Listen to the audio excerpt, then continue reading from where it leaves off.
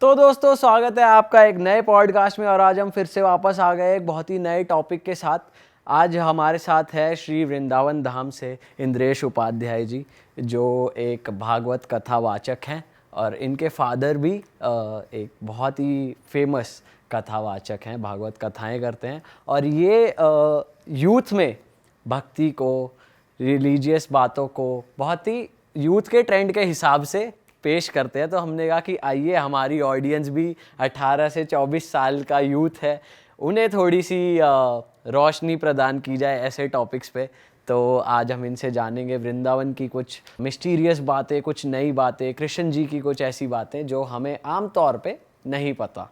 अपने कल्चर के बारे में हमें और ज़्यादा जानने को मिलेगा, हमको भी पर्सनली, क्योंकि हमें भी ऑब्वियसली कम पता है। तो महाराज जी, मैं सबसे पहला क्वेश्चन ही यही पुट अप करना चाहता हूँ कि हमारा हिंदू धर्म इतना वास्ट है, इतने सारे देवी देवता हैं, नॉर्थ में अलग बिलीव है, साउथ में अलग बिलीव है, तो लैक ऑफ नॉलेज होना थोड़ा सा आम बात नहीं है? यंगस्टर्स क्या करें और सही नॉलेज कहाँ से ले जो उन्हें पता ही होनी चाहिए अपने हिंदू धर्म के बारे में, कल्चर के बारे में?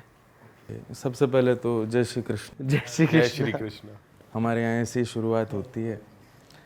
तो यूथ के लिए आपने जो ये बात की कि हमारा जो हिंदू सनातन धर्म है वो इतना ज़्यादा विस्तृत है, तो विस्तृत होना अच्छी बात है।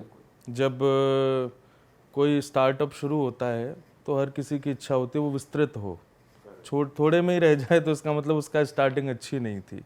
आज आपका भी यूट्यूब चैनल है, आप लोग भी खूब विस्तृत होते जा रहे हो, सबकी यही इच्छा रहती है।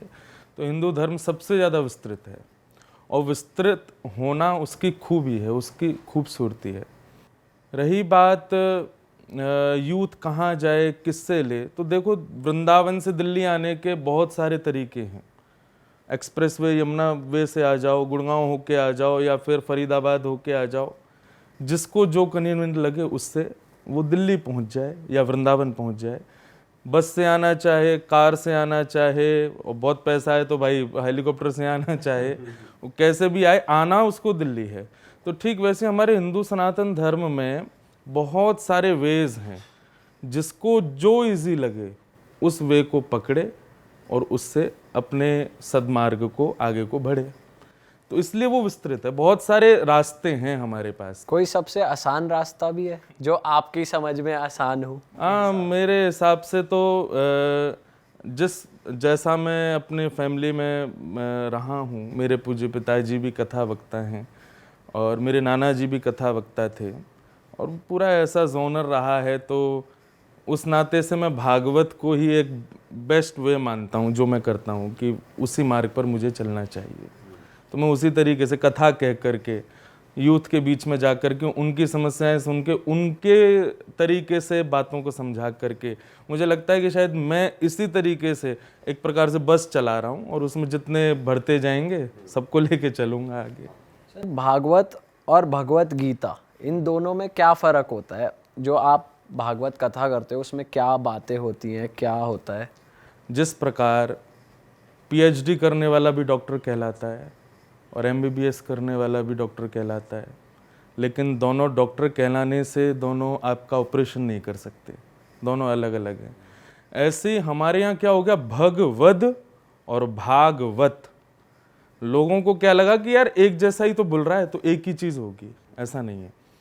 भगवद गीता, संस्कृत में भगवत का मतलब होगा भगवान जो बोल रहे हैं, वो गीता, जो कि महाभारत का केवल एक छोटा सा पार्ट है, जहाँ पर अर्जुन को भगवान ने ज्ञान दिया, केवल 700-800 श्लोकों में पूरा समटा हुआ है। और भागवत जो है वो उसमें 18,000 श्लोक हैं। श्री कृष्ण कौन है, उनका स्वभाव कैसा, उनके गुण कैसे, उनका व्यवहार कैसा, उनकी लीला कैसी, मतलब भगवत गीता कृष्ण ने कही है, और कृष्ण कौन है ये भागवत में वर्णन है। बस उनका बोलने का तरीका एक जैसा होता है, इसलिए लोग समझते हैं। कई बार मेरी 7 दिन कथा सुनने के बाद में लोग कहते, महाराज जी आपने बहुत सुंदर भगवत गीता सुनाई। मैंने कहा यार तूने क्या कर दिया, ये भगवत गीता नहीं सुनाई थी, मैंने भागवत सुनाई थी।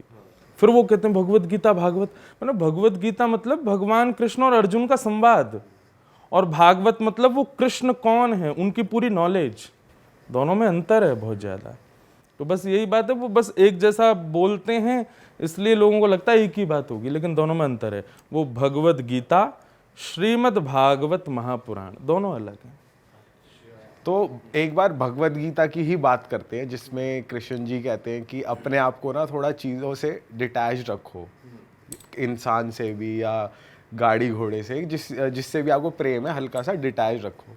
तो ये पर्सनल लाइफ में कैसे कर सकता है इंसान अचीव, क्योंकि बहुत मुश्किल है, और खासकर कि जो यूथ है हमारा, उनको काफ़ी ज़्यादा एडिक्शन, बहुत अटैचमेंट हो जाता है, लग्जरी से, बैग उनको महंगे महंगे चाहिए, तो कैसे, और ना मिले तो फिर वो घर पे लफड़ा होता है, मतलब लड़ाइयाँ होती हैं, तो ये सब कैसे अपने आप को, और मतलब उसी के लिए आई थिंक स्पिरिचुअलिटी है, ताकि वो हमको डिटैच होना सिखाए।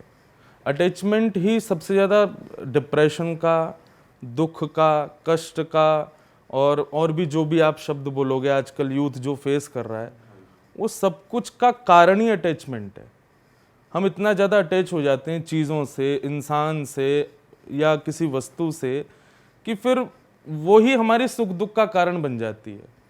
इसीलिए भगवान कहते हैं कि भाई किसी से भी अटैचमेंट मत रखो, क्योंकि ये जितना भी, अब आपके ऑफिस में मैं आया हूँ या आपके इसमें पॉडकास्ट में आया हूँ, माइक आपका है, ग्लासेस आपके हैं, लाइट्स आपकी हैं, सब कुछ आपका है, लेकिन मैं यहाँ 2 घंटे रहने के बाद सोचूं यार ये एसी भी मेरा है, ये ग्लास भी मेरे हैं, माइक भी मेरे हैं, जैसे चाहूँ वैसे यूज़ करूँ, तो आप कहोगे भाई तू पागल है, ये हमारी चीज़ें हैं, इसको तू कैसे एक्सेप्ट कर लेगा। ठीक वैसे ही पूरी प्रकृति भगवान ने बनाई है। तो सब हुई किसकी? ठाकुर जी की। भगवान ने कहा कि मैंने केवल तुमको कुछ दिन के लिए उससे अपनी इच्छाएं पूर्ति थोड़ी थोड़ी करते हुए अपना जीवन यापन करो, उसके लिए दी है, लेकिन तुम उसको घर करके बैठोगे ये मेरा ही है, तो फिर वो तुमको दुख देगा, क्योंकि तुम्हारा है ही नहीं। इसीलिए स्पिरिचुअलिटी है कि हम स्पिरिचुअल लाइफ को अपनाएं, हम थोड़ा सत्संग आदि करें, थोड़ा, और आजकल कर भी रहे हैं मोटिवेशन के नाम पर। आज कितने यूथ सुनता है, आजकल कर रहे हैं लोग काफ़ी फॉलो, क्योंकि उसको ये बात सिखाई जा रही है कि भाई अटैचमेंट कष्ट देगा, एक्सपेक्टेशंस ऑलवेज हर्ट। ये तो इंग्लिश में भी एक कहावत है, संस्कृत में कहते हैं आशा ही परमम दुखम, नैराश्यम ही परम सुखम। निराशा ही, मतलब किसी से आशा मत रखो, उसमें ही सुख है। और आशा ना रखना ये तभी होगा जब आप किसी से अटैच्ड नहीं होगे। महाराज जी, वृंदावन से आप आते हो, तो मैं, और आजकल यूथ में बहुत पॉपुलर भी, हाँ, अभी रील्स का पॉइंट हो गया है वृंदावन। तो मैं चाहता हूँ कि आप वृंदावन की कुछ ऐसी बातें हमें बताओ, या ऐसे कोई जगहें, धाम, जो कि आम जनता को उनके बारे में पता ही नहीं है, और वो आज भी वहाँ पे कृष्ण जी का वैसे तो पूरे वृंदावन में ही है, पर आज भी वहाँ पर वास है, कुछ आपको पता है? एक्चुअली देखो, बहुत बड़ी बात लगेगी कहने में, लोगों को लगेगा यार ये तो ऐसी ऊंची ऊंची बोल रहे हैं, लेकिन ऐसा नहीं है। एक प्रकार से वृंदावन को डायरेक्टली समझना इज़ लाइक आपने स्कूल नहीं किया and you are directly trying to enter college. Vrindavan साधारण नहीं है, वृंदावन एक नॉर्मल प्लेस नहीं है। वृंदावन को ब्रह्मा जी ने नहीं बनाया, पूरी पृथ्वी ब्रह्मा ने बनाई है। वृंदावन ब्रह्मा का निर्माण नहीं है। वृंदावन श्री किशोरी जी, मतलब हमारी श्री राधा रानी ने उसका निर्माण किया है। एक प्रकार से ऐसा कह दें तो श्री किशोरी जी ने निर्माण किया, ठाकुर जी देख के बड़े खुश हो गए, अरे ये तो बड़ा सुंदर है। ये बात वृंदावन की नहीं है, ये वैकुंठ की है। गोलोक धाम में जब किशोरी जी ने बोला बड़ा सुंदर है, और तभी ऐसा कुछ योग बना कि ठाकुर जी को पृथ्वी पर आना था, तो किशोरी जी से कहा आप भी चलो। बोले कि नहीं, यत्र वृंदावनम नास्ति यत्र नो यमुना नदी, यत्र गोवर्धनम नास्ति तत्र नो रमते मनः। जहाँ गोवर्धन, वृंदावन और यमुना नहीं है वहाँ मैं नहीं जाऊंगी, मतलब पृथ्वी पर ये नहीं थे। तब भगवान बोले तो फिर क्या करें, आपकी उपस्थिति के लिए इनको ले जाना जरूरी है। तब किशोरी जी के द्वारा ही निर्माण किया गया जो वृंदावन उन्होंने बनाया था गोलोक में, चाहे पेंटिंग के द्वारा चाहे किसी भी रूप में अपने भाव से, उसको ठाकुर जी ने पृथ्वी पर भेजा। तब राधा कृष्ण दोनों वृंदावन पधारे। आज वृंदावन लोग जाते हैं, बट मेनली वृंदावन हैशटैग में आ जाए या फिर आपके फ़ोटो में कहीं नाम भी वृंदावन आ जाए तो बहुत जल्दी पॉपुलैरिटी हो जा रही है। लोग इस चीज़ को मेनली लेकर के वृंदावन जा रहे हैं, बट मैं उन सब से कहूँगा, वृंदावन में अपनी कथा में भी कहा करता हूँ, देखने का विषय नहीं है, वृंदावन सुनने का विषय नहीं है, वृंदावन बोलने का विषय नहीं है, वृंदावन अनुभव का विषय है। फील करो, वृंदावन फील होता है। वहाँ के जरूरी नहीं है मंदिर में ही ठाकुर जी बैठे हैं, वहाँ की हवा में भी ठाकुर जी। अब आप अभी हम लोग नोएडा में सांस ले रहे हैं, क्या आ रही है? ऑक्सीजन आ रही है। कैसे आ रही है? ऑटोज़ के साइलेंसर से आ रही है या फैक्ट्रीज के धुएं आ रहे हैं, जो भी है। लेकिन वृंदावन में जो आप सांस ले रहे हो ना, वो हवा भी बिहारी जी के चरण को छू के आ रही है। वहाँ इतने मंदिर हैं, सब मंदिरों से ठाकुर जी का स्पर्श करके आ रही है। तो वृंदावन एक ऑर्डिनरी एक प्लेस नहीं है। मैं अपनी कथाओं में अभी एक बहुत पॉपुलर भी मेरे यूट्यूब पे वो इस पे इंस्टाग्राम पे एक वीडियो हो गया, उसमें मैंने कहा आप मैं या हम लोग सोच लें ना मुझे वृंदावन जाना है, तो ये हम अपनी इच्छा से जा ही नहीं सकते। हमारे अंदर सोच भी आ रही है ना कि मुझे वृंदावन जाना है, तो ये भी बिहारी जी ने आपको याद किया कि चल यार आजा थोड़ा, तब हमको याद आती चलो यार वृंदावन चलते हैं। वृंदावन एक ऐसा स्थान है जिसको किशोरी जी मतलब हमारी राधा रानी ने स्वयं निर्माण किया है, और उन्हीं की इच्छा से आजकल ऐसा लग रहा है श्री राधा रानी बहुत ज़्यादा याद कर रही हैं, यूथ को बहुत ज़्यादा कर रही हैं, इसलिए इतना यूथ वृंदावन आ रहा है। और अच्छी बात है, आना चाहिए, क्योंकि हमारी भागवत जी कहती हैं किसी भी उपाय से सही मन भगवान में लगना चाहिए।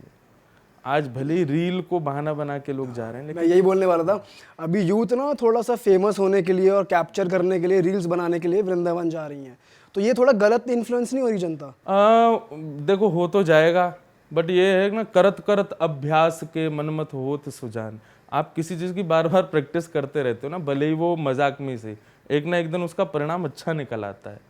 मैं छोटी सी एक बात बताऊं, एक एक्टिंग करते थे, स्टेज परफॉर्मेंस, तो वो क्या करते थे, नरसिंह मेहता एक भगवान के भक्त हुए, वो उनकी एक्टिंग करते थे, उनके जैसा पाग पहनना, उनके जैसा रूप धारण करके उनका केवल नाटक करते थे स्टेज पर, नरसिंह मेहता का।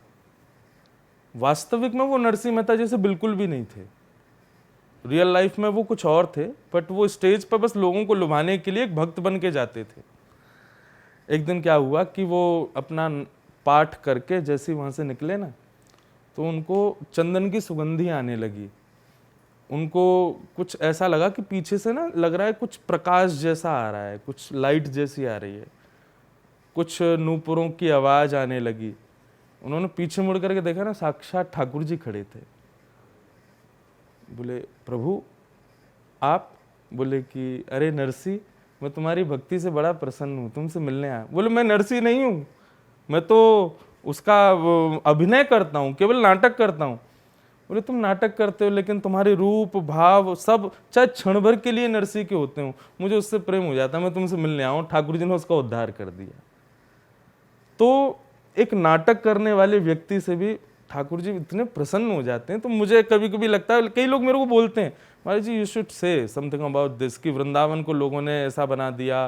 तो मैं बोलता भी हूँ, लेकिन फिर मेरे मन में आता है कि यार ठीक है, यूथ किसी भी चीज़ से सही कनेक्ट तो हो रहा है ना अपने वृंदावन से, ठीक है, रील ही बहाना सही, क्या पता उस बहाने के चक्कर में कभी वो रील बना रहा हो, ठाकुर जी उस रील में ही आ जाएं, उससे खुश हो जाएं, उसको मिल जाए। इंद्रेश जी, मैं चाहता हूँ कि आप ना, जैसे आप इतने साल से वहाँ पे कथा कर रहे हैं, आपके फादर भी वहाँ पे कथा कर रहे हैं, तो कुछ मिरेकल्स या कुछ चमत्कार जो आपने खुद देखे हो वो आप बताएं। एक्चुअली क्या है, चमत्कार लोग उसको समझते हैं जो रियल लाइफ में नहीं हो सकता। चमत्कार हमारी दृष्टि में कुछ कुछ ऐसे हैं, वो शायद सामने वाले को उसमें इंटरेस्ट भी ना आवे, लेकिन हमारी दृष्टि में वो कई सारे, जैसे मेरे ठाकुर जी हैं गिरधर लाल, उनकी मैं सेवा करता हूँ, तो उनके श्रृंगार में ना एक विशेषता है कि उनको थोड़ी पर मुझे एक हीरा लगाना पड़ता है, उनके श्रृंगार में ऐसा भाव है। तो एक बार मैंने वो हीरा, मुझे मिला नहीं, इतने छोटे से हैं कि वो हीरा मैं नहीं लगा पाया।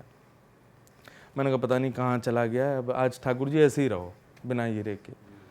लेकिन रात्रि में शयन मैं नहीं कराता ठाकुर जी को, सुलाता मैं नहीं हूँ, एक और पंडित जी, क्योंकि दिन भर कभी वॉशरूम जाना, कभी बाहर जा रहे हैं, तो इतने पवित्रता नहीं होती, तो कई बार मैं नहीं कराता शयन, पंडित जी कराते हैं। उनका नियम है कि वो सारा श्रृंगार निकाल के एक तरफ रखते हैं ताकि मैं सुबह आऊँ तो मुझे दिक्कत ना हो। तो रात में जब उन्होंने सारा श्रृंगार उतार दिया, दूसरे दिन जब मैं सुबह दोबारा गया तो वहाँ वो हीरा रखा था निकले हुए श्रृंगारों में। मैंने उनको बुलाया, मैंने कि भाई कल तो मैंने हीरा धराया ही नहीं ठाकुर जी को, ये कहाँ से आया? बोले नहीं, रात में जब मैं शयन कराया तो था ये। मैंने कहा ये देख सुबह की फ़ोटो, मैंने श्रृंगार करके फ़ोटो खींचा तो उसमें हीरा है ही नहीं। उसने कहा हमारे जी ये लो रात की फ़ोटो, रात में वो हीरा था। और मैं कहूँ अरे वाह, मतलब हमसे कोई त्रुटि अगर हो जाती है ठाकुर जी अपने आप पूरी कर लेते, और ठाकुर जी नहीं करते होंगे ना, तो मुझे ऐसा लगता है सेवा एक अलग दृष्टिकोण हो जाता है। हमने कमरे में मंदिर में भगवान की सेवा की, उसके बाद हमसे कोई चूक हो गई ना, तो ठाकुर जी के कुछ अप्रकट भक्त हैं, वो वहाँ आकर के उस सेवा की पूर्ति कर देते हैं। ये लेकिन होता उनके साथ ही जो बहुत भाव से सेवा करते हैं, ऐसा नहीं किसी के संग भी हो जाता होगा। तो ऐसे कई सारे मिरेकल्स मैंने लाइफ में देखे हैं। कथाओं में, कथा सुनने के बाद में लोगों को बदलाव, इससे बड़ा मिरेकल और क्या होगा। नॉनवेज के बिना ना रहने वाले लोग, विदाउट ड्रिंक किए बिना ना रहने वाले लोग, कथा सुनने के बाद में ऐसा परिवर्तन उनकी लाइफ में आ जाता है कि वो बिना ठाकुर जी की कथा सुने, याद किए वो रह ही नहीं पाते। ये बहुत मिरेकल्स देखे। एक मेरा एक वाक्य और है कि बद्रीनाथ में मेरी कथा चल रही थी और उसमें भीष्म पितामह का मैं प्रसंग सुना रहा था कथा में।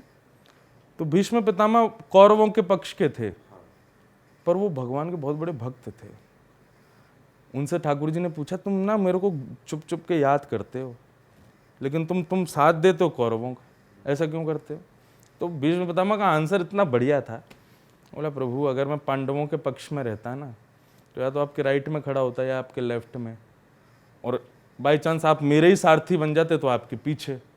आपका दर्शन कैसे होता है मेरे को? क्यों? पांडवों में युधिष्ठिर, भीमसेन आदि ये सब तो अगल बगल में खड़े हैं ना, आपको साइड से ही देखते हैं। अर्जुन तो आपके बैक को ही देखता है। आपको सामने से देखने का अवसर तो कौरवों की तरफ से मिलता है। इसलिए मैं कौरवों के पक्ष में गया ताकि आप मुझे दिखते रहो। भगवान बोले वाह भाई, इसके लिए तुमने कौरवों का पक्ष भी करके? बोले हाँ। तो भीष्म पितामह का मैं प्रसंग सुना रहा था। बहुत अच्छी कथा है कि जब उनको बाण लग गए पूरे रोम रोम में, तब उसके बाद मृत्यु सामने खड़ी थी। चलो हो गया पूरा। भीष्म पितामह को वरदान उनके पिताजी ने दिया था कि जब तक उनकी इच्छा नहीं होगी वो मर नहीं सकते, चाहे उनके शरीर को बीच से कोई काट दे। भीष्म पितामह बोले अब खड़ी रहे सामने, जब तक मेरे ठाकुर जी नहीं आ जाएंगे ना, द्वारिकाधीश मेरे सामने नहीं खड़े होंगे, तब तक मेरे को छूना नहीं। मृत्यु देवी हाथ जोड़ के खड़ी थी भीष्म पितामह के सामने और वेट कर रही थी कि कब ठाकुर जी आएंगे, कब ये प्राण त्याग।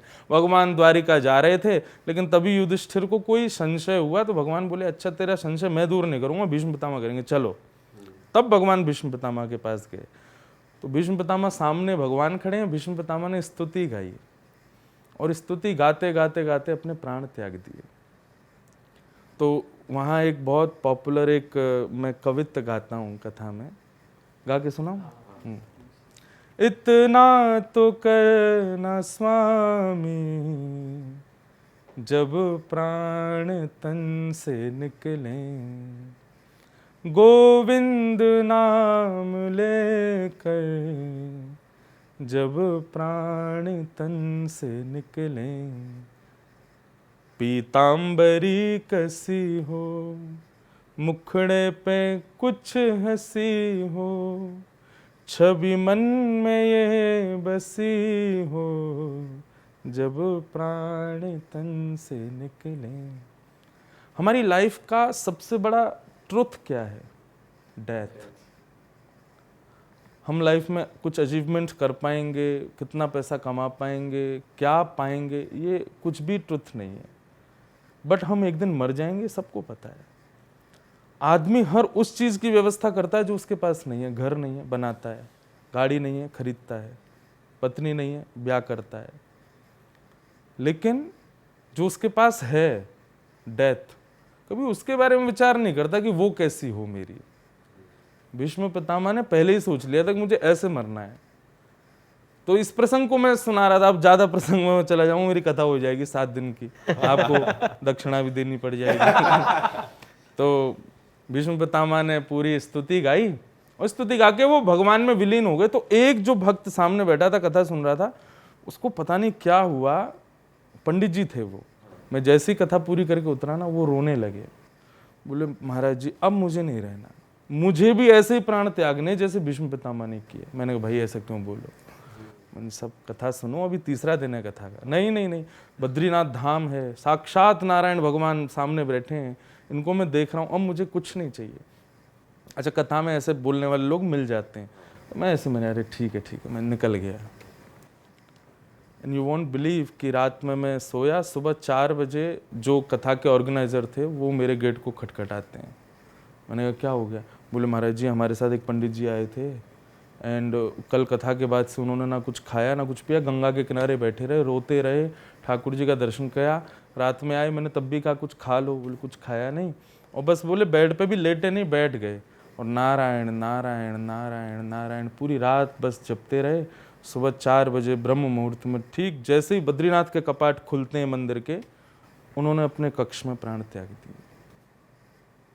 और आई वॉज लाइक कि वो तो कल मेरे से बोल रहे थे इस बात को, और मैं जो कथा में इतने ब्रीफली ये सब चीज़ सुनाता हूँ कि भक्त ऐसे प्राण त्याग देते हैं, ठाकुर जी में विलीन हो जाते हैं, वो मैंने होते हुए अपनी आंखों के आगे देखा कि उस व्यक्ति ने बद्रीनाथ धाम में कथा सुनते हुए, और जो उसका मन था कि मुझे ऐसे प्राण त्यागने भीष्म पितामह की तरह, उसने किया। इस तरीके के चमत्कार बहुत हुए।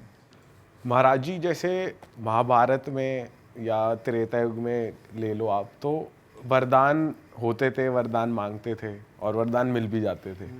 कलयुग में भी ऐसा पॉसिबल है कि इंसान में ऐसी कैपेबिलिटी है कि वो वरदान मांग सकता है और देने वाले भी हैं। कलयुग में सब पॉसिबल है, एवरीथिंग इज पॉसिबल। जो त्रेता सतयुग और उसमें था, बट कलयुग के लोग बड़े खतरनाक हैं, कुछ भी मांग सकते हैं। इसलिए मिल नहीं रहा। दैट्स वाई अभी क्या हो गया है कि देखो, आप तब भी देखो, वरदान मांगने से पहले उसकी तपस्या देखो कितनी भयानक उसको करनी पड़ती थी। घर छोड़ना पड़ता था, भोजन छोड़ना पड़ता था, एकांत में रहना पड़ता था, हिमालय पर बिना वस्त्रों के रहो। आज का कलयुग का कर पाएगा? पॉसिबल ही नहीं है। आज मैं कह रहा हूँ घर छोड़ दे, भोजन छोड़ दे। अब कई लोग होते हैं मेरे को यूथ के बोल देते हैं, हम तो छोड़ देंगे, हम भी तपस्या। तू फोन छोड़ दे, सोशल मीडिया छोड़ के दिखा। आज पता है मेरे को, आज एकादशी है, व्रत है मेरा, लेकिन मैं अपनी कथा में कहता हूँ अन्न त्यागना बहुत इजी है, फैमिली छोड़ना बहुत इजी है, बट सोशल लाइफ छोड़ना बहुत डिफिकल्ट है। आगामी 50 साल बाद जब हम लोग बुजुर्ग हो जाएंगे ना, मुझे ऐसा लगता है कि जैसे हम लोग अभी जब छोटे थे तब क्या होता था, आपने सुना होगा, वो सुपारी देते थे, भाई उसको मरवाओ, उसको उठवाओ, उसकी डकैती डलवाओ, ऐसा करवाओ। 50 साल बाद की सुपारी ऐसी रहेगी कि ए भाई उसका फ़ोन उठा ला। क्यों? फ़ोन उठा के लाया, वो आधा हो जाएगा उसी समय उसका मतलब आगामी समय में without oxygen, without water, without everything मानव रह लेगा, बट उसके अगर प्राण लेने हैं आपको तो उसका फ़ोन चोरी कर लो या उसके सोशल अकाउंट्स हैक कर लो, वो उसी से ही प्राण निकल जाने। इतना आदी हो चुके हैं हम लोग इसके। इंद्रेश जी, ये 50 साल बाद नहीं, अभी भी लागू है ये चीज़। हाँ जी। अभी भी उतना ही दुख होगा भाई साहब, अगर किसी घर में वाईफाई लगा है और 4 कमरों में 4 लोग सोए, वाईफाई का कनेक्शन बंद करवा दो, 4 लोग बाहर आ जाएंगे, बात करने लगेंगे, भाई क्या हो गया? बेचैनी सी होने लग जाती है। तो आपका क्वेश्चन क्या था कि वरदान, पहले तपस्या तो कर ले तब वरदान मिलेगा। क्यों नहीं मिलेगा? निश्चित मिलेगा। कंफर्ट जोन से बाहर निकलें, थोड़ा बहुत शरीर से थोड़ा तप करें, थोड़ा त्याग करें वस्तुओं का, फिर मांगो, जो मांगोगे मिलेगा। अब ये क्यों होते हैं व्रत वगैरह?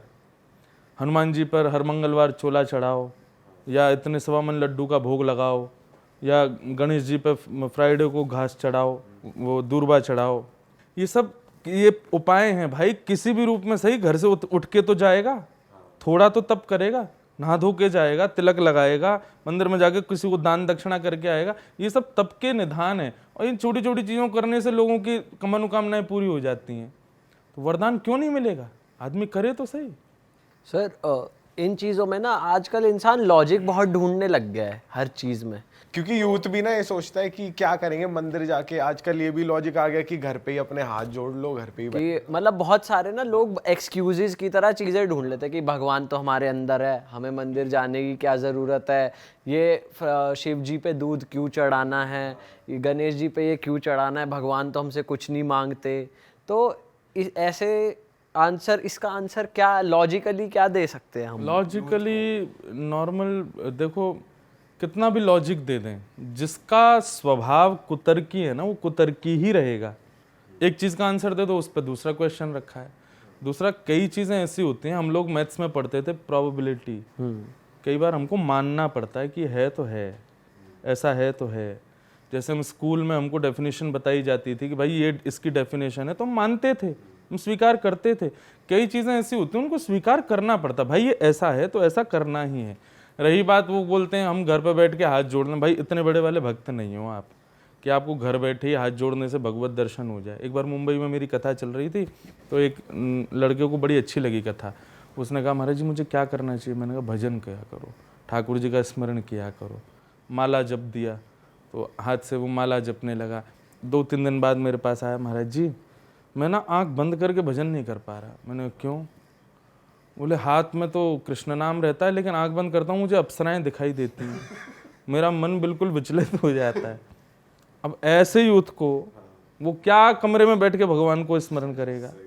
वो उसको दिख जाएगा भगवान मंदिर में? भाई जाना पड़ेगा। स्वामी विवेकानंद ने इसका बहुत बढ़िया लॉजिक उत्तर दिया कि जिस प्रकार हवा सब जगह, फिर भी फैन जरूरत है? फील करने के लिए एसी की जरूरत है। ऐसे भगवान सब जगह है भाई, लेकिन उसको फील करना है, अंदर उतारना है तो मंदिर जाना पड़ेगा, ये करना पड़ेगा। ये कुछ विधान है वो करने पड़ेंगे आपको, उसी से ही उसका भाव निकल करके आएगा। हमारे पूज्य पिताजी महाराज बताते हैं, शिव जी या जो भी हम अभिषेक करते हैं भगवान के, तो वैसे तो शिव जी की कोई भी चढ़ी वस्तु को स्वीकार नहीं किया जाता, उसके अपने बहुत तार्किक अर्थ हैं जो शास्त्रों में बताए गए हैं। पर मेनली जब हम ठाकुर जी का अभिषेक करते हैं और जो संगमरमर का जो ठाकुर जी का विग्रह होता है, उस पर जब दूध, घी, दही, पंचामृत जिसको हम बोलते हैं, वो डाल के जब उसका सेवन किया जाता है ना, तो जो व्यक्ति पंचामृत का सेवन करता है, कुछ ऐसे उन सब के मिश्रण से कुछ ऐसा भाव निर्मित होता है, मतलब उन पांचों के मिश्रण से नहीं, जब ठाकुर जी पे डालोगे उस मूर्ति का स्पर्श करके वो जब आएगा, उसके सेवन करने से कई प्रकार की नकारात्मकताएं हृदय की नष्ट होती हैं और कई ऐसी भयभीत बीमारियां हैं जिनका आजकल इलाज नहीं है। बचपन से यदि कोई व्यक्ति पंचामृत का पान करे तो उससे वो कभी बीमार नहीं होगा। तो ऐसे कई सारे लॉजिक्स हैं उसमें, लेकिन बस बात वहीं आके ख़त्म हो जाती है। जिसका दिमागी कुतर्की है उसको कितने भी आंसर दे दो वो नहीं मान सकता। महाराज जी, मैं वृंदावन पे वापस आना चाहूँगा। 2 चीज़ें हमने वृंदावन की बहुत सुनी है। एक तो श्री बांके बिहारी जी का मंदिर है जहाँ पे सबसे ज़्यादा यूथ जाता है। मैं चाहता हूँ बहुत सारे लोग हमारे इंडिया के बाहर से, साउथ इंडिया से भी देखते हैं, उन्हें पता चले कि उस मंदिर की क्यों इतनी मान्यता है, क्या स्टोरी है उसके पीछे। एक्चुअली वृंदावन अकेले श्री बांके बिहारी जी नहीं है, वहाँ पर बहुत सारे मंदिर हैं। श्री राधा वल्लभ जी, राधा रमण जी, राधा गोविंद देव जी, दामोदर जी, ये सब ठाकुर जी के वहाँ पर स्वरूप विराजमान है। मैं केवल बिहारी जी की ना कह के सबका ही एक मिलित स्टोरी सुना देता हूँ। बस बिहारी जी पॉपुलर इसलिए भी ज़्यादा हैं क्योंकि उनका स्वरूप बहुत सुंदर है, इतने प्यारे लगते हैं, दूर से देख के आदमी निहाल हो जाता है। और स्वामी श्री हरिदास जी जिन्होंने बिहारी जी को प्रकट किया था, उनके समय से ही बिहारी जी बहुत पॉपुलर हैं वृंदावन में। तो पॉपुलैरिटी पहले से ही है। दूसरा, उनका स्वरूप ऐसा आकर्षक है कि आदमी उनसे आकर्षित रहता है। बाकी केवल बिहारी जी वृंदावन में ऐसा नहीं है, बहुत सारे ठाकुर हैं। तो उनकी एक छोटी सी एक कहानी सुनाता हूँ कि जब भगवान अपनी लीला पूरी करके अंतर ध्यान हो गए थे श्री कृष्ण द्वापर में, तो भगवान की अष्टपटरानियाँ जो थीं, 8 मेन जो पटरानियाँ थी, 16,108 पत्नियाँ थी भगवान की, 8 तो भगवान के साथ ही प्रस्थान कर गई थीं, पर 16,100 राजकुमारियां जो थीं ठाकुर जी की वो रह गई थीं। उनको भगवान के परपौत्र, मतलब बेटे के बेटे के बेटे, समझ गए, परपौत्र वज्रनाभ, वो उन सबको लेके वृंदावन आ गए थे उस समय जब भगवान प्रस्थान कर गए थे। उन लोगों को इतना विरह रहता था 16,100 राजकुमारियों को, रानियों को। वज्रनाभ को ये लेता ये खुश कैसे होंगी, इनके लिए मैं क्या करूं, ये खुश हो जाएं, थोड़े ठीक हो जाएं। तो उनकी प्रसन्नता के लिए वज्रनाभ क्या करते थे, उन्होंने संतों से, ऋषियों से पूछा कि मैं अपनी माँओं को प्रसन्न करना चाहता हूँ। जब से हमारे पर दादाजी श्री कृष्ण गए तब से वो इतनी विरह में रहती हैं, मैं क्या करूँ। तब किसी संत ने उनको आदेश किया कि भाई जिस कारागृह में कंस के में भगवान का जन्म हुआ था, वो शिला आज भी उतनी सुगंधित और उतनी तेजमान है कारागृह में कंस के में।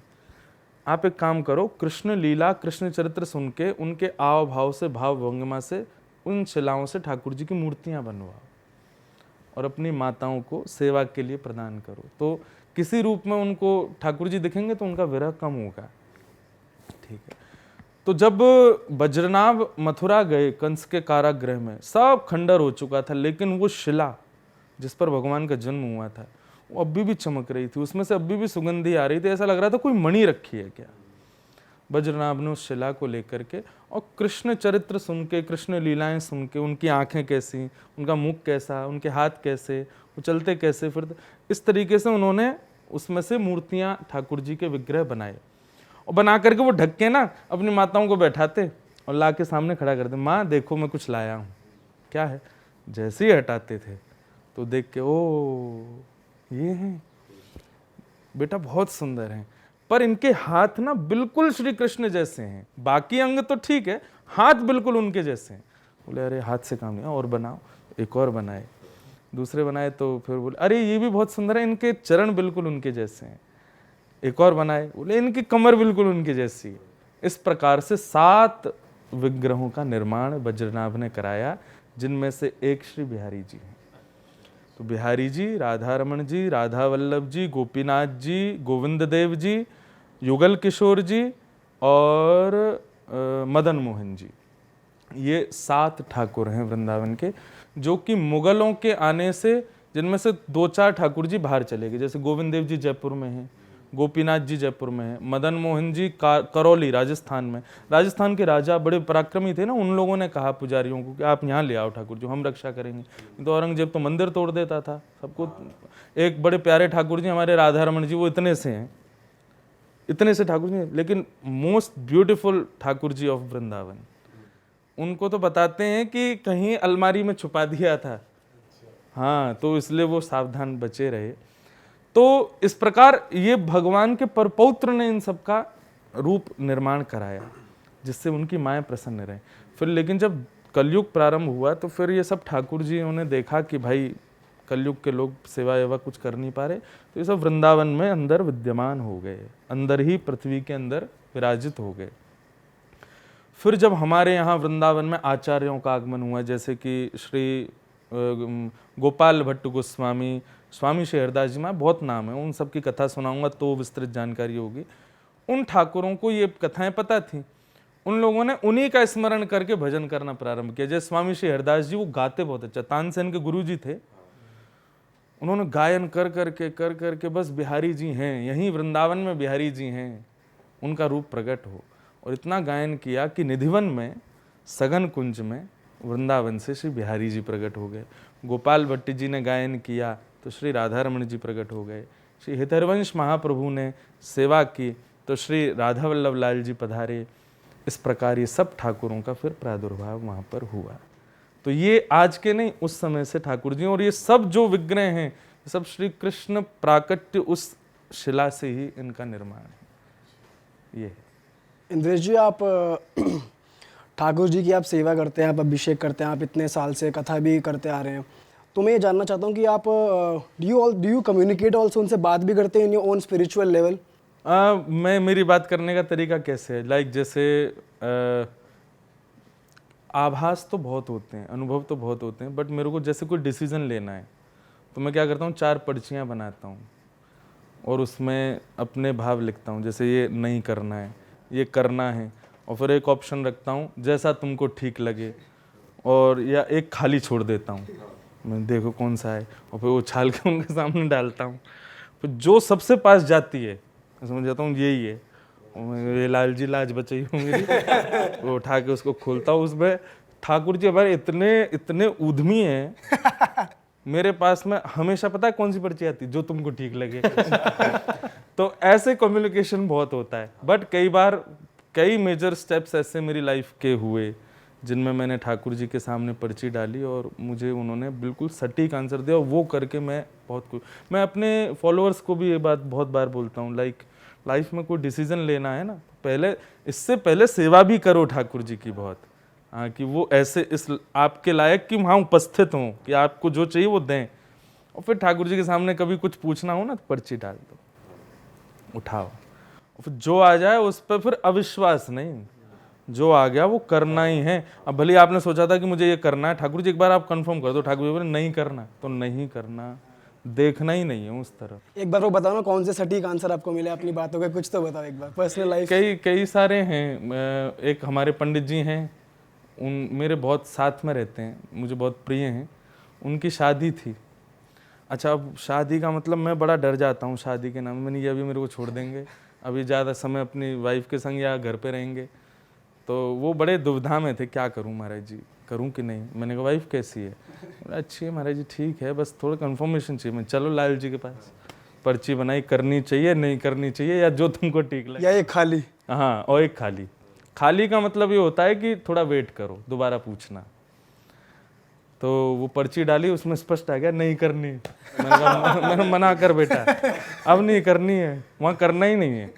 वो अच्छा हुआ उन्होंने नहीं किया, बाद में पता चला कि वो नहीं था उनका स्वभाव अच्छा, दिक्कत हो जाती।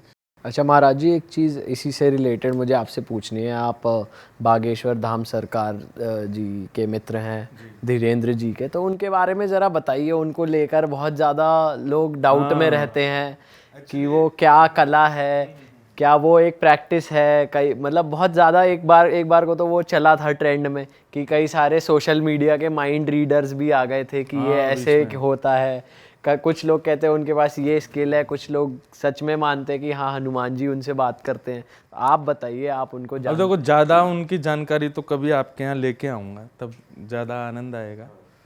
बाकी उनके बारे में मैं बस इतना कहूँगा कि व्यक्ति के ना दो पहलू होते हैं, एक उसका प्रभाव और दूसरा उसका स्वभाव। अच्छा क्या है, आज दुनिया उनके प्रभाव को देख रही है कि आप भाई वाई सिक्योरिटी में चलते हैं, सिक्योरिटी चाहिए भी उनको। अभी मैं अगर यहाँ पर वो आ जाएं तो जनता टूट पड़े उन पर, ऐसी स्थिति है। तो हम तो चाहते हैं कि वो आ जाए। अभी बस इंटरव्यू वगैरह शायद देते नहीं हैं वो ज़्यादा, लेकिन कभी होगा तो प्रभाव तो उनका है ही अद्भुत, उनके गुरु की कृपा है। और जो उनका जो सब लोग देख के सोचते हैं भाई ये क्या है, वो है वास्तव में, वो कोई साधारण बात नहीं है, वो है। मैंने काफ़ी टाइम उनके साथ गुजारा भी है, और हम लोग खूब बैठ के कहीं घूमने भी जाते हैं या कभी बैठते भी हैं, तो है उनके अंदर वो। कई बार मैं रात में 3 बजे भोजन कर रहे थे एक बार वो, तो मैं कह रहा मैंने ये आदमी कैसे जीता है। तो भोजन करते करते बोले हम में ज़्यादा दिमाग मत लगाओ भैया, हम समझ में नहीं आएंगे। तो मतलब उनको है, उनके ठाकुर जी की, उनके इष्ट की और उनके गुरुदेव की कृपा तो है उन पर। लेकिन सेकंड पार्ट जो उनका स्वभाव है, वो ऐसा स्वभाव है कि कोई भी व्यक्ति उनसे जुड़ जाएगा, कनेक्ट हो जाएगा। स्टारडम होने के बाद में सबसे पहला आता है कि व्यक्ति के अंदर ईगो आ जाना और बहुत जल्दी अपना स्वभाव, नेचर बदल देना। बट वो उस व्यक्ति के अंदर वो चीज़ नहीं है, बहुत अच्छे स्वभाव के धनी हैं। अगर मैं कल को आप लोगों को संग ले जाऊं, मैं कहूँ महाराज जी मेरे मित्र हैं, तो वो आपके साथ में ऐसा बर्ताव करेंगे जैसे आप उनके साथ कितने सालों से आप उनके साथ हो। भाई बैठो, खाओ पियो और बताओ क्या खाओगे, और मन में जो आएगा बता देंगे आपको, 2-4 वो बातें ऐसी कह देंगे। तो पहली बात तो हाँ, उनके पास जो है वो है। तो महाराज जी ये तपस्या से आता है एक्चुअली, या ये नेचुरल गिफ्ट? आप एक रिच फादर के घर में जन्म लोगे तो ऑलरेडी ऑब्वियस सी बात है कि प्रॉपर्टी और पूरा जायदाद सब आपकी है। उनके जो 4 फादर्स थे और जिस गद्दी पर वो बैठे हैं, वो सब बड़े तपस्वी थे। उन सब ने बहुत तपस्या की, बट उस टाइम सोशल मीडिया नहीं था तो वो इतने प्रचलित नहीं हो पाए, प्रचार उनका नहीं हो पाया। उन सब की तपस्या इनको प्राप्त है, करी इन्होंने भी है, पर ये खुद भी वो एग्री करते हैं कि मेरे पास कुछ नहीं, मेरे पूर्वजों की कृपा है। बोले बस मैंने अपने बाबा से एक बार कहा कि हमको भोजन करने तक के रात में अन्न नहीं होता और आप यहाँ दुनिया के दुख दूर करते हो। उनके दादाजी जब गद्दी पर थे, कहो ना बालाजी से मेरे को भी ठीक करें। तो उनके दादाजी ने कहा बैठ जा, हाथ पकड़ करके बालाजी के चरणों में रखा, बोले अब से सब ठीक होगा, मंगल होगा। बस उस दिन से उनका सब ठीक है। बट लेकिन वो बहुत इसके पीछे भी मैं कहूँगा तपस्या है। बहुत संयमित जीवन जीते हैं, बहुत controlled life. In a young age बहुत सारी चीज़ें होती हैं जिस पर आपको ध्यान देना पड़ता है, आँखों पर, कहीं भी ना भटक जाए, धन पर, अपने ऊपर, मन पर, वो सब चीज़ उनके अंदर है। बहुत कंट्रोल्ड रहते हैं, बहुत अच्छे से रहते हैं, स्टारडम का गलत यूज़ नहीं करते, तो ये सब अच्छा है। कुछ लोग ये भी कह रहे हैं कि स्टारडम के साथ साथ उनको जो अब सपोर्ट मिल रहा है और ज़्यादा पॉपुलर होने के लिए, वो थोड़ा पॉलिटिकल पार्टीज़ का सपोर्ट है। मुझे नहीं लगता उनको कोई ज़रूरत है पार्टीज़ की, पार्टियों को ज़रूरत होगी उनकी, या जो भी है। बाकी वो व्यक्ति किसी पार्टी का तो नहीं है। मैंने तो वहाँ सारी पार्टीज़ बैठी देखी हैं, उनके पास सबसे मिलते हैं, जो अच्छा है उसके लिए वो अवेलेबल हैं हमेशा। अब बस ये बात है कि आजकल उनकी पॉपुलैरिटी इतनी हो गई है कि उनको कहीं भी बुलाते हैं, लाखों लोग इकट्ठे होते हैं। उनकी व्यवस्था कर पाना एक पॉलिटिकल व्यक्ति के हाथ में ही हो पाता है। तो ऐसा नहीं है कि कोई पार्टीज़ को हो सकता है उनकी ज़रूरत हो, उनको किसी की नहीं है। उन पर तो हनुमान जी हैं, बस कृपा है।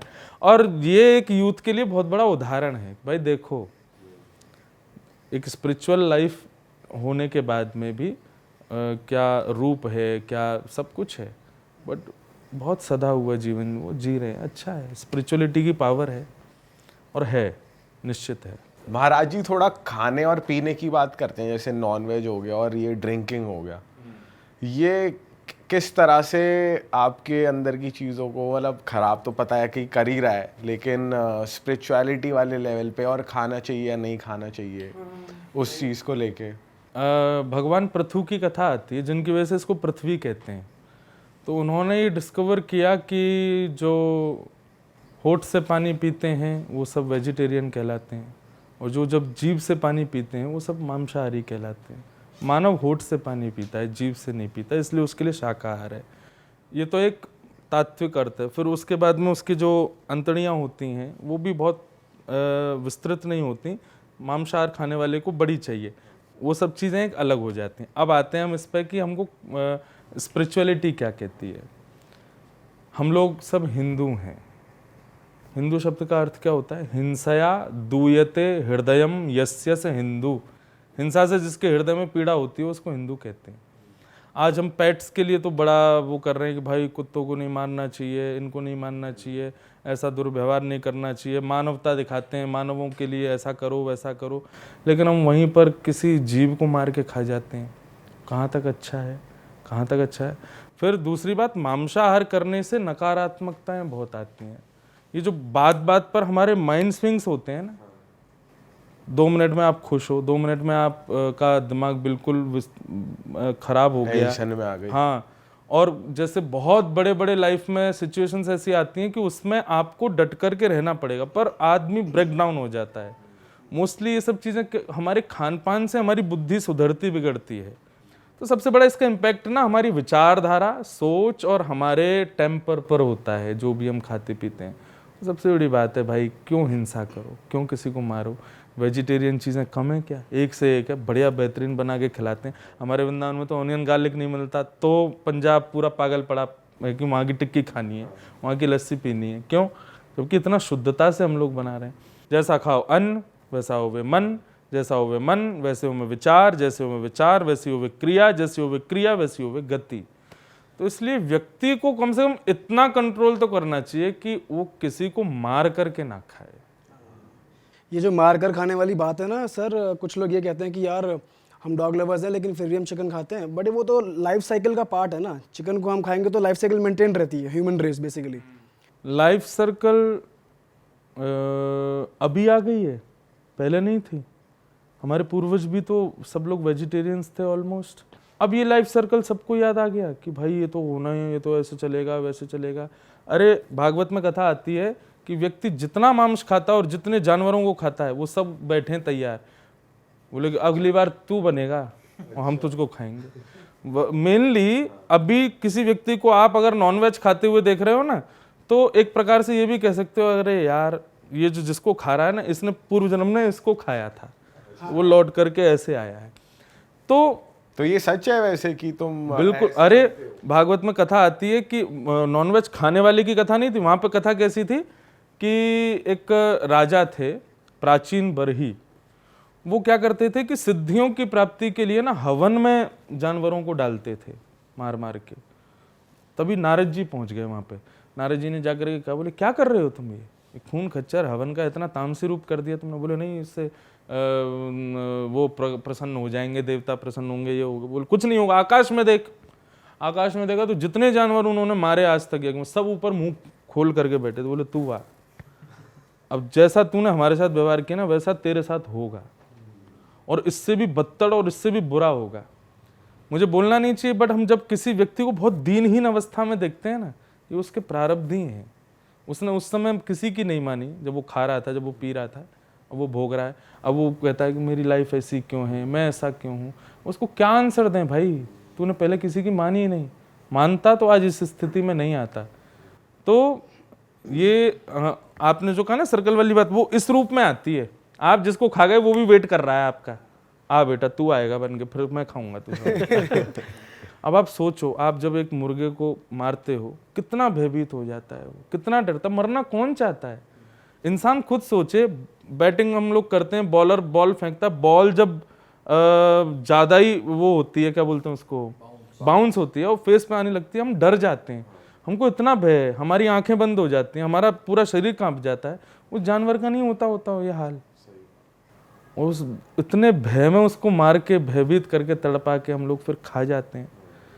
तो उसका इस रूप में सर्कल आता है कि फिर भगवान कहते हैं अब तू बन मानव, और ये तेरे लिए बन के आएगा। और चलो अगर पूरी दुनिया वेगन हो गई तो इसका मतलब क्या होगा?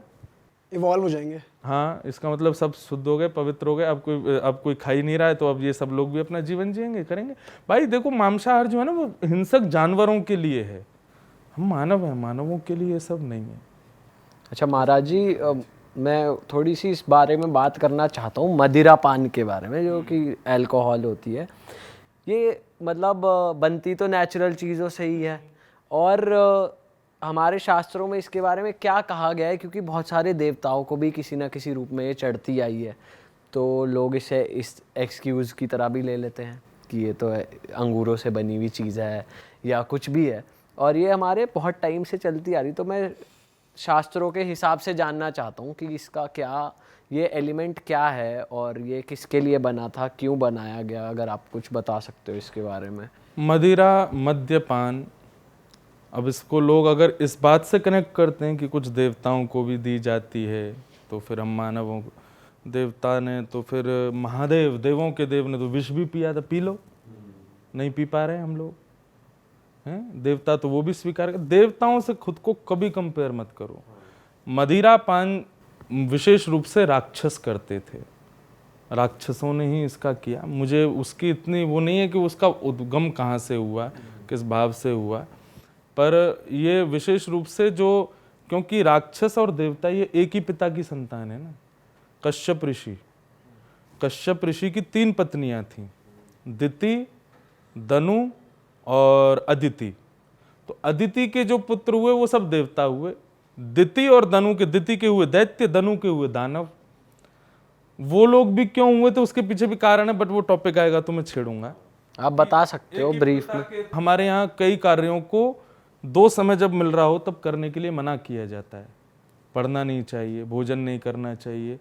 इसी प्रकार पति पत्नी को सहवास नहीं करना चाहिए जब 2 समय मिल रहे हों, नहीं तो उसका परिणाम बालक जो है वो दूषित प्रवृत्ति। 2 समय मिलने का मतलब सुबह रात्रि जा रही हो और सुबह प्रारंभ हो रहा हो, मतलब अंधेरा जा रहा हो, सुबह प्रारंभ हो, प्रातः काल जिसको हम बोलते हैं, और शाम को सायंकाल में प्रातः जा रही हो और शाम शुरू हो रही हो।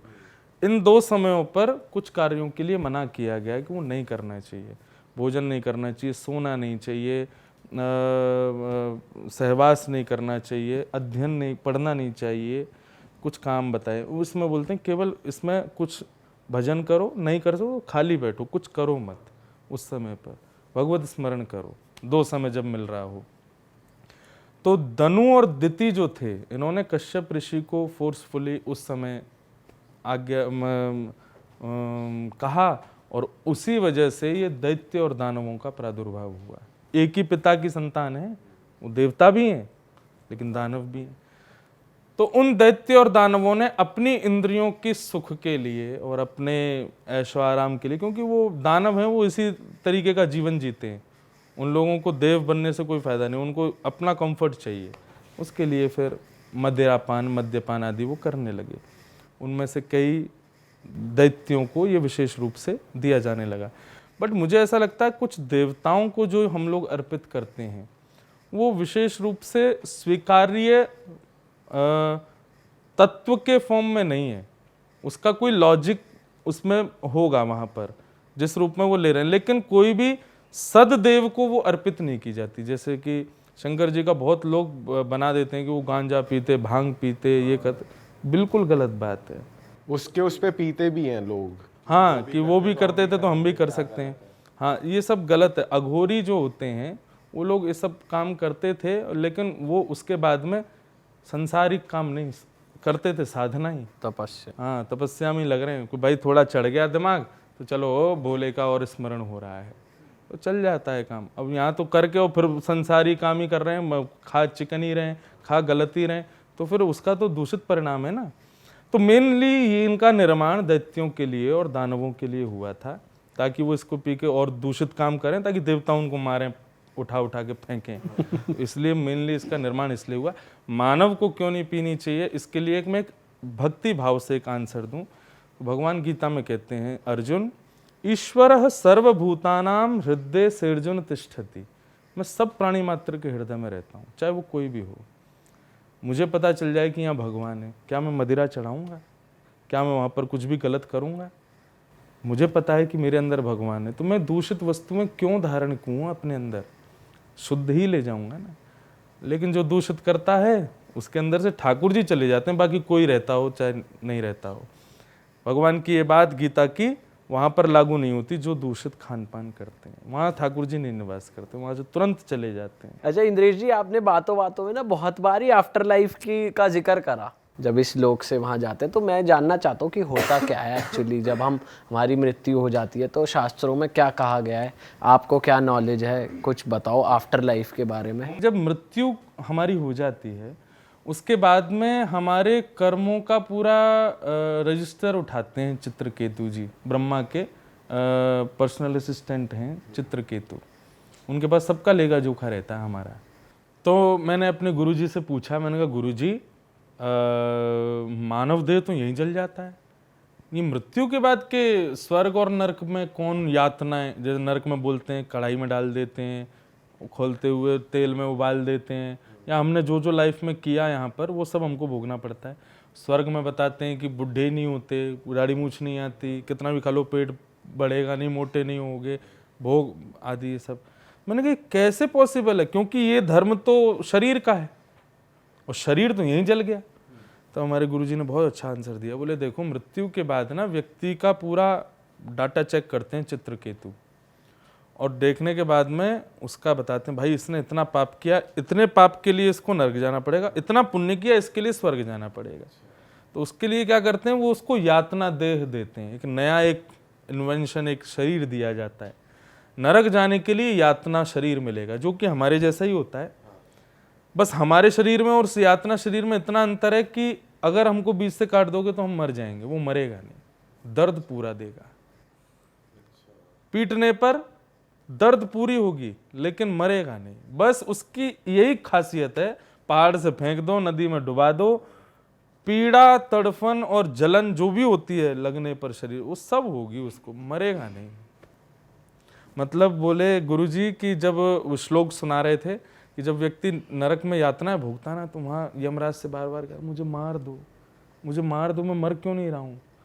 बोले मरेगा नहीं, यही तो बात है बेटा, क्यों भोगा? तेरे को कितनी बार कथाओं में रोका गया, कितनी बार गुरुजनों ने मना किया ऐसा नहीं करना, माना तू? नहीं माना ना, अब भोग। उसको पूरी वो यातनाएं दी जाती हैं जो मृत्यु से भी भयावह होती हैं। मृत्यु तो एक प्रकार से छुटकारा है चीजों से, उसको जीवित रख करके वो सब दिया जाता है। फिर उसको भेजा जाता है स्वर्ग, जो उसने थोड़े बहुत पुण्य किए वो भोगने के लिए, वहां उसको मिलता है भोग देह। तो दो देह हैं, यातना देह और भोग देह। देह मतलब शरीर। भोग देह को कितना भी खिलाओ, कितना भी पिलाओ, कितना भी कुछ भी कराओ, वो कभी थकेगा नहीं, कभी मोटा नहीं होगा, कुछ भी चीज़ों से तृप्त नहीं होगा, सब चलता है। तो ये है नरक स्वर्ग के कॉन्सेप्ट।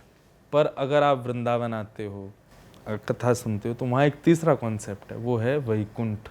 नरक जाने वाला, स्वर्ग जाने वाला दोबारा जन्म लेता है, पर वैकुंठ जाने वाला पुनर्जन्म नहीं लेता। वो फिर ठाकुर जी के संग ही रहता है। वैकुंठ कौन जाता है? जिसने जीवन में खूब साधना की, खूब भजन की, और सबसे बड़ी बात, श्वास निकलने से पहले अंतिम उसने भगवान को याद किया। ये बहुत डिफिकल्ट है।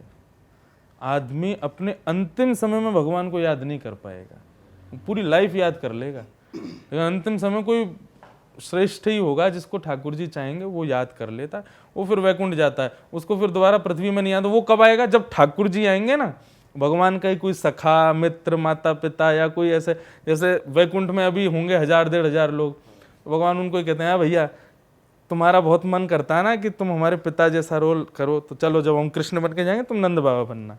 द्वारपाल जय विजयों को कहते हैं, तुम दोनों को बड़ी इच्छा रहती है भगवान के संग 2-2 हाथ करें, तुम दोनों राक्षस बन के आओगे, हम तुम्हारे साथ युद्ध करेंगे। तो एक प्रकार से लोग इसको गलत ना लें, लेकिन ये फैक्ट है कि भगवान की जो लीला होती है ना, वो ठाकुर जी पहले ही प्री प्लान कर लेते हैं, ऐसा ऐसा ऐसा करेंगे। और उसका कारण केवल ये होता है कि हमारी लीला के बाद में लोगों को इससे ज्ञान मिले कि हमें करना क्या है। तो ये 3 कॉन्सेप्ट होते हैं, स्वर्ग, नर्क और वैकुंठ। वैकुंठ जाने वाले का जन्म नहीं होता दोबारा।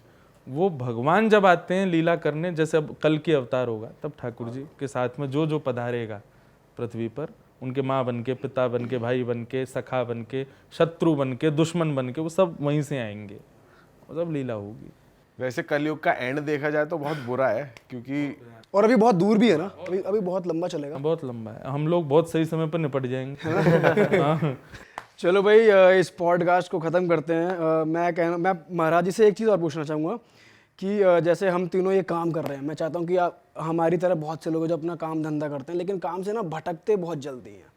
तो आप कुछ ऐसे उपाय बताओ या ऐसे शब्द बताओ, बंदा ना अपने काम, ये कहा जाता नहीं है कर्म सबसे ऊपर रहता है, तो अपने काम में बस वो लगा रहे, ऐसे कुछ शब्द बोल के जाओ आप लास्ट में। कर्म से भटकने वाला ऐसा कौन सा विचार है जो कर्म से भटकाता है? उसको नष्ट करो, और वो केवल एक ही है।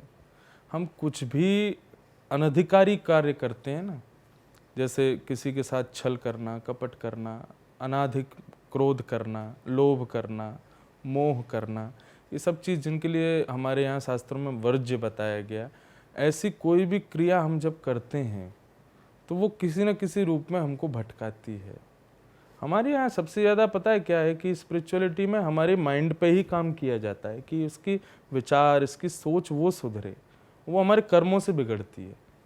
आज आप कुछ कर रहे हो, मैं अपनी कथा करता हूँ, बट मैं कभी उससे भटकता नहीं कि मुझे कुछ और करना, ना, मैं हमेशा इसी चीज़ में ही रहता हूँ। उसके पीछे सबसे बड़ा कारण होता है कि आप अपने विचारों को शुद्ध रखो, पवित्र रखो, आप कभी नहीं भटकोगे अपनी किसी क्रिया से। Beautiful podcast. तो भाई इस पॉडकास्ट को अब ख़त्म करते हैं यार, और अगर आप लोगों को मज़ा आया है तो लाइक कर दो और कमेंट कर दो, और इंद्रेश जी से भी आप जुड़ सकते हैं इनके सोशल मीडिया पे, वो सभी हैंडल्स नीचे डिस्क्रिप्शन में आपको मिल जाएंगे। और that is it. Of camera हमें बताया इंद्रेश जी ने उनके क्या क्या प्लान्स है यंगस्टर्स को लेकर। उनकी कथा बहुत ज़्यादा अच्छी यूथ सेंट्रिक जगहों पे, गोवा जैसी जगहों में होने वाली है, तो हम भी ट्राई करेंगे, हम उसका पार्ट बन जाएं तो कितना मज़ा आ जाएगा। तो बट धोती पहन के आना पड़ेगा, स्वरूप क्लास की यूनिफॉर्म के अनुसार। ऊपर क्या पहनना पड़ेगा? बहुत सुंदर लगोगे आप एक पॉडकास्ट मेरे को पहले से नहीं पता था, आप धोती और बगलबंदी पहन के करोगे, आप इतने खूबसूरत लगोगे कि घर जाओगे तब आपकी मैया आपकी नजर उतारेगी, वाह भैया आज बहुत प्यारा लगा। वो घर वाले कहते हैं ना, आज तो सूरज कहीं और से निकला है, ऐसा कुछ नहीं, ऐसा भी है, फोटोज खींच खींच के सब सोशल मीडिया पे जो कभी नहीं डालते वो भी डाल देंगे, बोले आज बहुत बढ़िया लग रहा था। तो मिलते हैं आपसे दोस्तों नए पॉडकास्ट में, और फिलहाल आपको अगर अपना पॉडकास्ट अच्छा लगा है तो अपने तक मत रखो यार, चीज़ों को फैलाओ, अच्छी बातों को आगे बढ़ाओ और इम्प्लीमेंट भी करो यार, क्योंकि बहुत ज़रूरी है, भटको मत अपनी चीज़ों से, इम्प्लीमेंट करो। और मिलते हैं आपसे नए पॉडकास्ट में। जय श्री कृष्णा। बोल वृंदावन बिहारी लाल की जय।